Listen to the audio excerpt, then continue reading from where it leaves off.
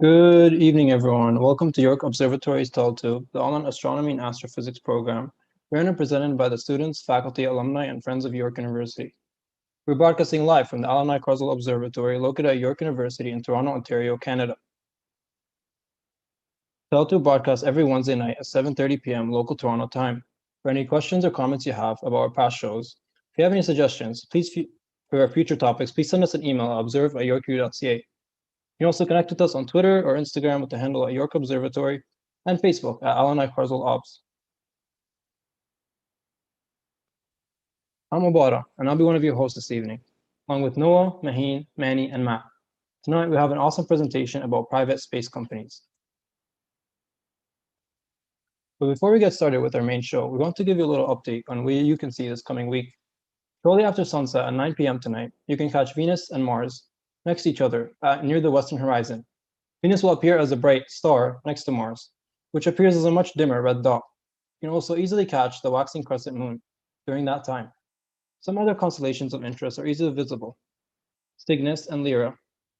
Vega, one of the brightest stars in the night sky, is in the Lyra constellation, making it easy to identify. From there, you can try finding Cygnus, right next to Lyra, as depicted in the image on the slide. We will be doing some live observing tonight, so please stick around till after the presentation. Thank you. Now, I will be handing it over to Noah to give us a brief introduction about the Virgin Galactic and Orion missions.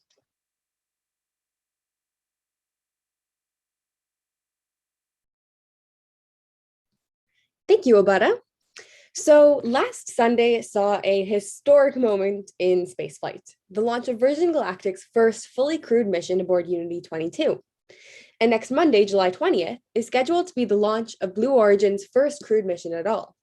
These are only the beginning of this era of commercial spaceflight and space tourism.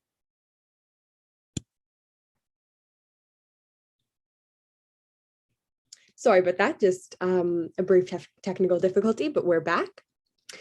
So first off, let's talk about Virgin Galactic's launch. The flight from Spaceport America in New Mexico last Sunday was a blast to watch, and pun totally intended there. But the coolest thing was, there was no blast or rocket launch.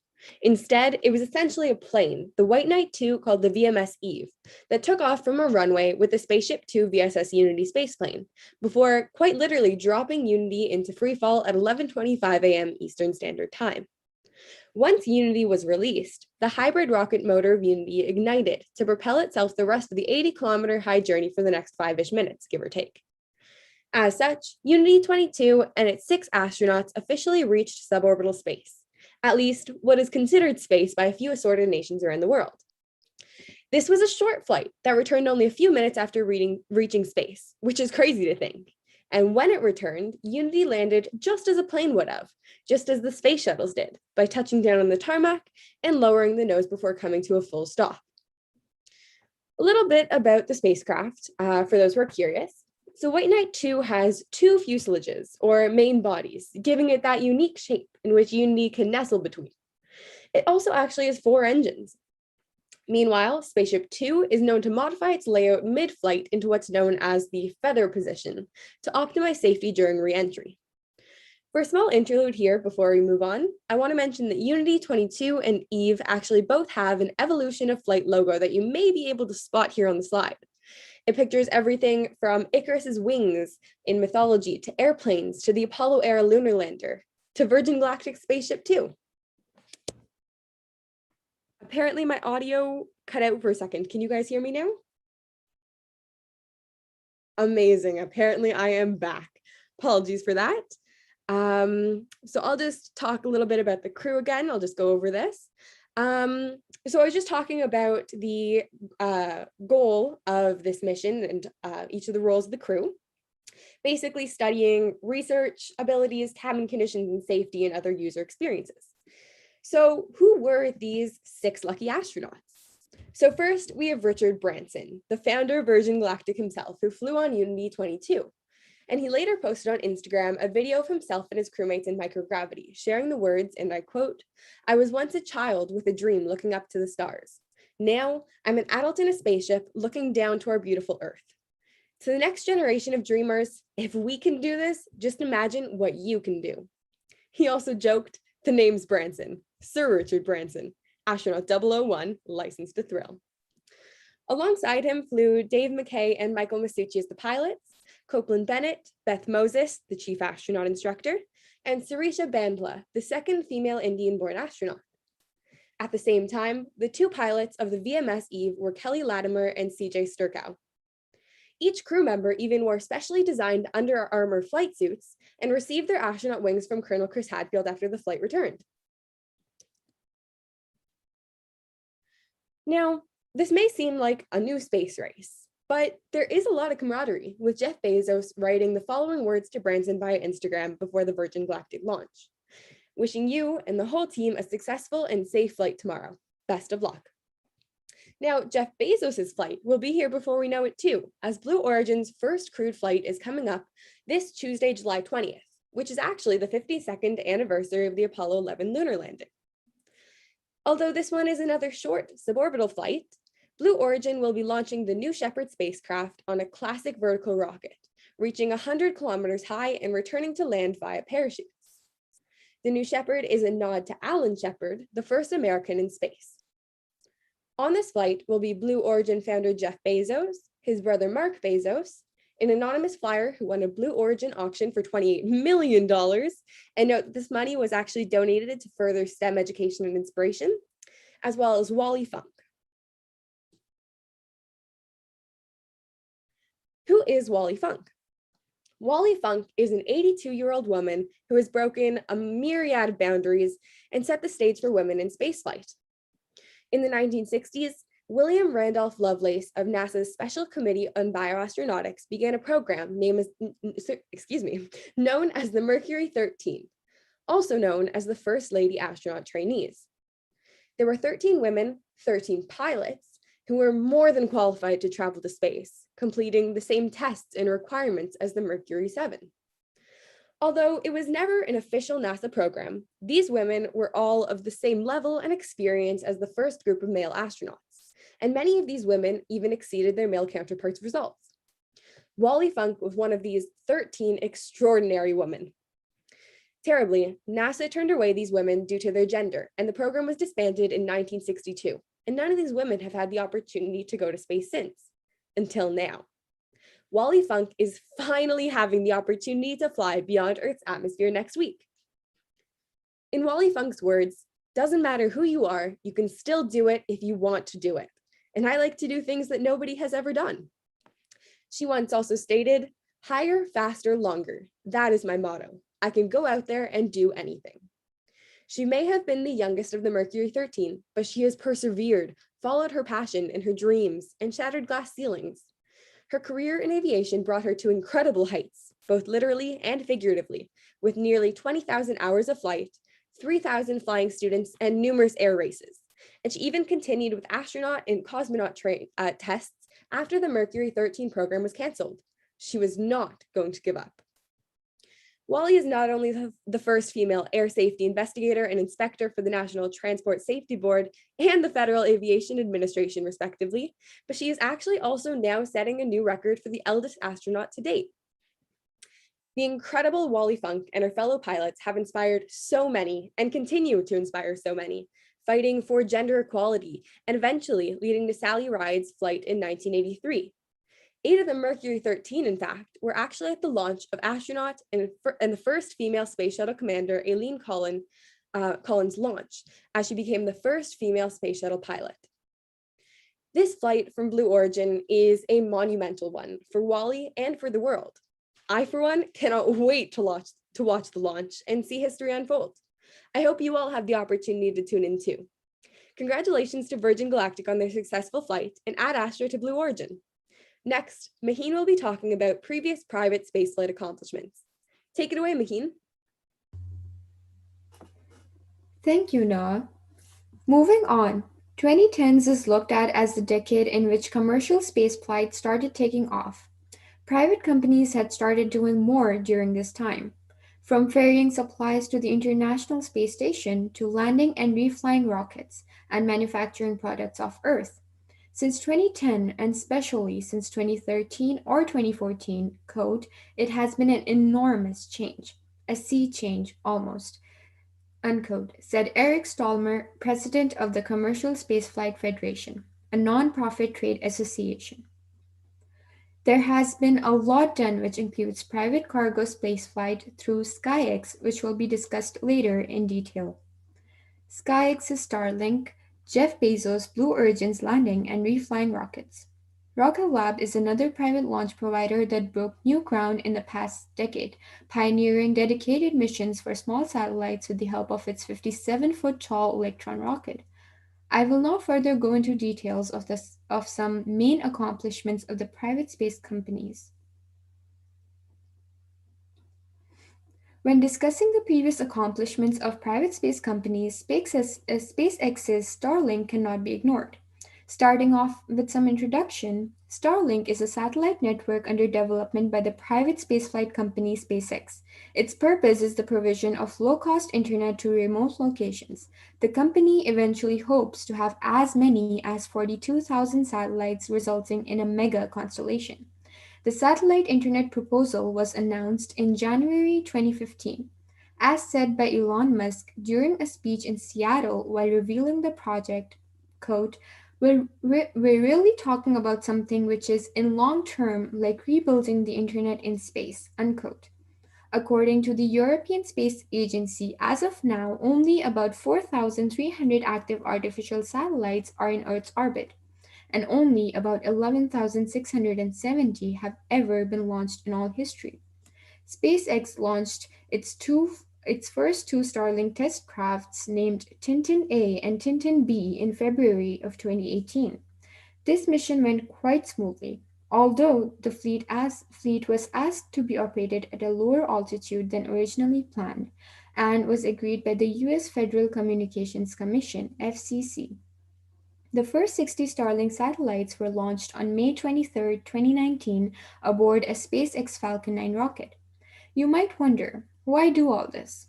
Well, rather than sending out internet signals through electric cables, which need to be physically laid down to reach far-flung places, satellite internet beams information through a vacuum of space where it is known to travel 47% faster than in fiber optic cable, which is great. As of late May 2021, 1,730 Starlink satellites have been launched overall. The constellation of these satellites is now able to provide broadband service in select areas around the world as a part of the beta test program. SpaceX has been delivering cargo to and from International Space Station since the year 2012.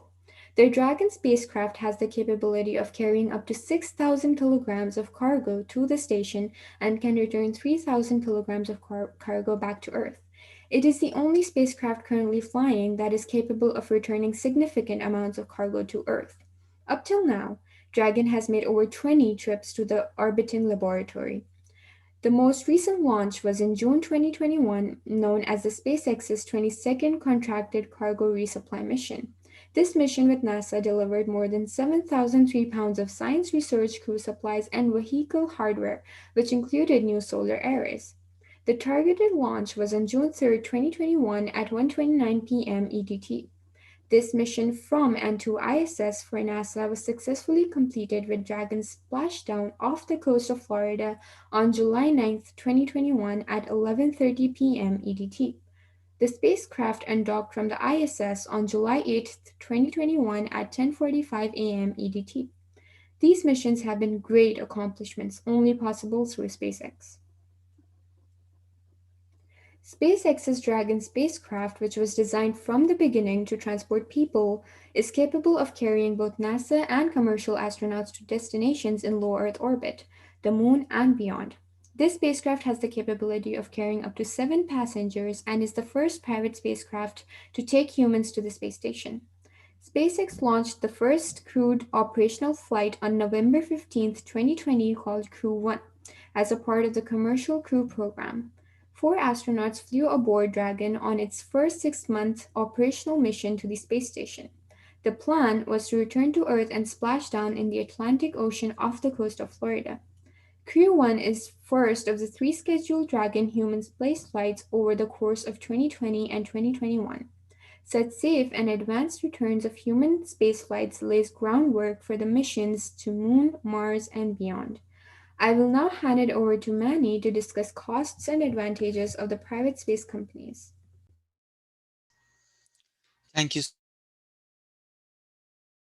so much, Maheen, for your very entertaining explanation of the previous missions. The private space companies today have started the second biggest space race in the world.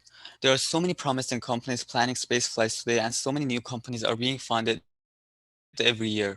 Unlike the past where spaceflight was only limited to the wealthiest of countries, today everyone with a decent amount of wealth or funding and ambition for space exploration can launch a space company. Space exploration is also increasingly profitable, with companies landing huge deals with government space agencies and private enterprises, and also developing space tourism plans, which Matt will talk about later. This bright future in space exploration has increased the competition in space exploration, space exploration and caused a new space race. Three of the richest people alive, Jeff Bezos, Elon Musk, and Richard Branson, have all funded their own space companies named Blue Origin, SpaceX, and Virgin Galactic, respectively. These companies are competing with traditional private companies like the ULA and government agencies like NASA and ESA, and also newer private companies like OneSpace and Rocket Lab to offer the best prices and highest success rates. As with everything, competition has caused rapid innovation in space exploration, and it has lowered the costs and improved the technology drastically. And that has in turn made it easier for even newer companies to be launched with even less initial investment.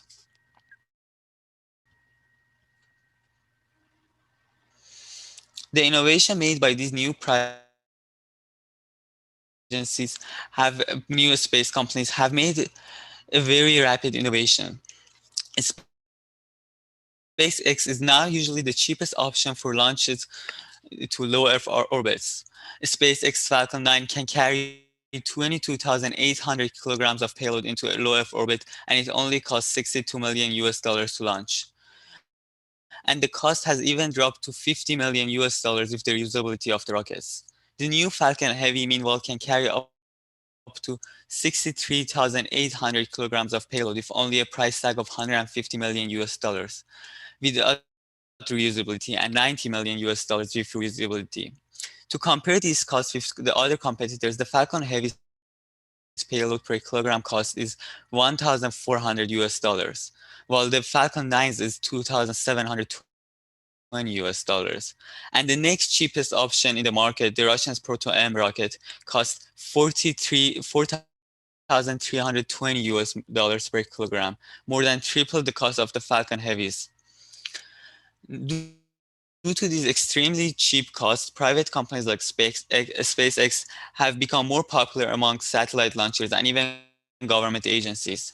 In 2020, SpaceX's Falcon 9 and Heavy were able to out of 42 marketed launches. And also in 2020, SpaceX was also able to launch its first crewed flight, taking astronauts into ISS using Falcon 9 and Dragon 2. Some promising future rockets on the way, like Blue Origin's New Glenn and SpaceX's Starship, are even promised to bring down costs even further. As Elon Musk has ambitiously claimed that SpaceX can bring down the cost of payload to low Earth orbit for the spaceship to $10 per kilogram.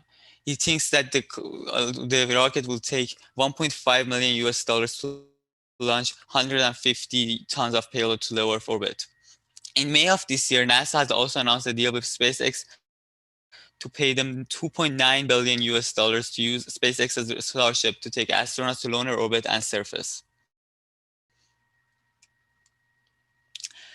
Private space companies have also increased the innovativity in the industry because they're willing to take huge risks. Government agencies are funded by taxpayer money, so they have to be extra careful about every decision that they make, avoiding all mistakes possible. And this cautious attitude has slowed down the rate of development space exploration. However, private companies are funded by the investors, and they can get away with taking more risks. This has driven them to try new and unconventional methods and make more rapid improvements in space technology. SpaceX, for instance, was willing to try to land Falcon 9 at an earlier stage, even knowing that there was a high chance of failure. They have tried landing the Falcon 9 91 times, and they have failed 90 of the landings. It was due to these early failures that SpaceX was able to explore the design weaknesses and improve on them to increase the success rate. Sometimes it is very useful to try stuff out and see how they go, even knowing that there is a high chance for failure. They also had 4 landing failures with their Starship prototypes until they finally achieved the soft landing with SM-15. SpaceX's ambitious and willingness to take risks has made in the front of public eyes is definitely one of the biggest contributors to their success.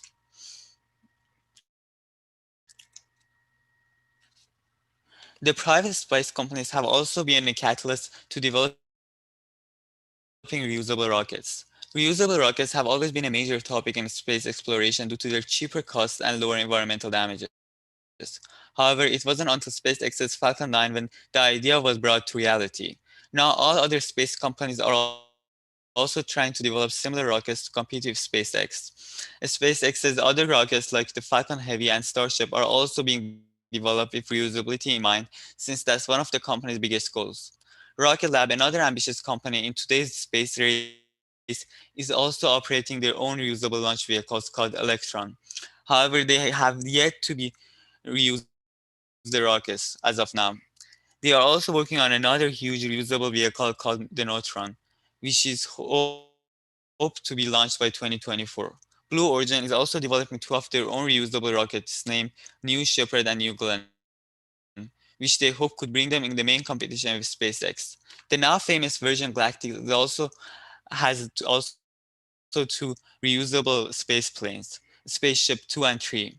Some other noteworthy reusable rockets under development include Hyperbula 2 by the Chinese private company iSpace, Themis by ESA, and Amur by Roscosmos, the Russian space agency. I will now hand it off to Matt to talk more about space companies and what they are planning to do with space.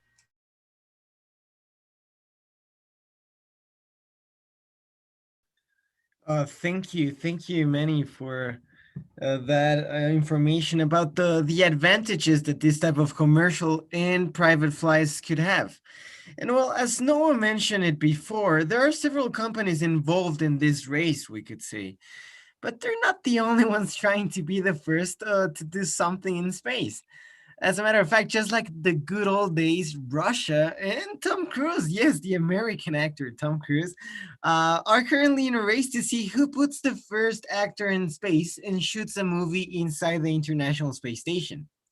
The initial date planned for Cruise to be the first actor to go and shoot a movie in the ISS was this upcoming October in 2021. But Russia apparently has its own plans of shooting their own movie, as Roscosmos calls it, space drama called Vies or The Challenge, as it would be translated, which already has a final casting chosen for it, and most importantly, a fixed date. The Russian actress Yulia Peresil is due to take off for the ISS on October 5th, along with 2 other people. The actors have already started training since June with the help of Roscosmos and the cosmonaut Anton Kaplerov, who is also due to accompany Peresil to the ISS. Meanwhile, plans have changed for Tom Cruise and the Edge of Tomorrow director Doug Lyman, who planned to also launch with Axiom Space's AX-1 mission in October, but the mission was finally delayed to January 2022, and it is now unclear whether Cruise is still slated to fly to the International Space Station. And moreover, movies are not the only thing that will happen at some point in space. With Richard Branson and Jeff Bezos heading to what's called the edge of space, it brings hope to all of us who may not be professional astronauts but have always dreamed about of going to space. And Branson's Virgin Galactic is even offering seats along with their prices, which sadly are not putting us closer than before to that dream. Why, you may ask? Well, if you have $250,000 or $500,000 to spare, then now it is the time for you to go along with the richest people on Earth and conquer the final frontier. But if not, then we will have to wait just a little bit more. Branson and Bezos, of course, are not the only ones involved in the private or commercial space flights. Mostly known for his desire to put a man on the Martian surface, Elon Musk's Starship will offer up to 100 seats for people who would like to travel around the world. Not in 80 days, sorry, Jules Verne, and not in 15 hours like a flight from Shanghai to New York nowadays, but 39 minutes. And they're not the only ones offering orbital and suborbital packages to go to space. Unlike Blue Origin, SpaceX, or Virgin Galactic, Axiom Space and Space Adventures will be offering suborbital flights. And what is the difference, you may say? Well, first of all, instead of going to the edge of space, which is 300,000 feet above Earth, you would go up to 1.3 million feet above Earth. And second aspect to take into account is that your trip will not only last a few minutes in space, but actually a few days and up to a week. And if that isn't enough time for you, then I guess you'll have to wait till a space hotel room is available. As a matter of fact, one company, Orion Span, has plans to put the first ever affordable luxury space hotel available for adventurous guests in 2022, the Aurora Station. But, well, we need to know one thing, right? Affordable and luxury are like salt and sugar. So don't expect it to be like a holidays inn with the view of the earth while you're floating with a glass of wine and some caviar. You will probably have the view and the wine and well, I'm sure some type of caviar as well. But for a whopping $9.5 million for a 12-day stay. And as some people say, it's literally a prize out of this world. But we have to take into account that the previous private trips to the International Space Station were like $20 to $40 million per person. So I guess it's kind of affordable. And last but not least, there's also another existing proposal to put some type of hotel or space habitat available for in-space vacation. Some are thinking of orbital, others are proposing lunar-based hotels, but one of the main ideas to make this a reality is an inflatable habitat. Just like those inflatable mattresses that you keep in your closet in case a friend wants to come over, Bigelow Aerospace, a branch of NASA, invented the B330, an inflatable space habitat made of unique materials that can enlarge to form a living area for humans in space. And the idea is that as demand increases, the habitats can be interconnected between each other to form a larger habitat and eventually something like a huge inflatable hotel in space. And Bigelow also plans to develop an attached inflated module that will be added to the International Space Station as one of the first hotels to be offered in space. And in the meantime, let's just enjoy what Earth offers us and continue dreaming and beholding that amazing future. A future in which humanity will expand its boundaries, where space trips and hotels will be like taking the bus or going to Montreal for the weekend, but especially a future in which our only limit is what we set it to be. Space, the final frontier, is waiting there for you to explore it, to boldly go where no man has gone before.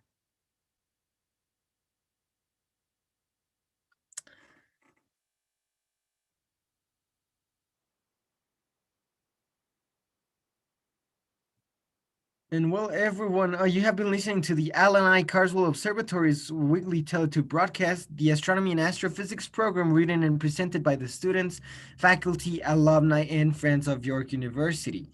The hosts this evening have been Obada, Noah, Maheen, Manny, and myself, Matt. make sure to leave any comment or comments or questions in the comment section of the video and talk to us in the chat right now. We will be around for the next 20 minutes to answer all of your questions. And let me tell you that all of our programs are free, but if you would like to make a donation, you can see our website at observatory.info.york.ca.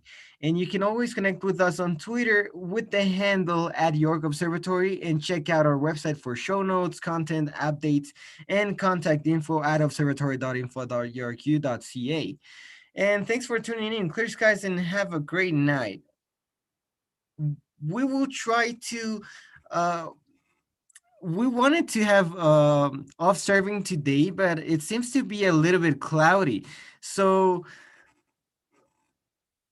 I think we will probably have a viewing next TeleTube, so make sure to check that out. And we apologize for this time.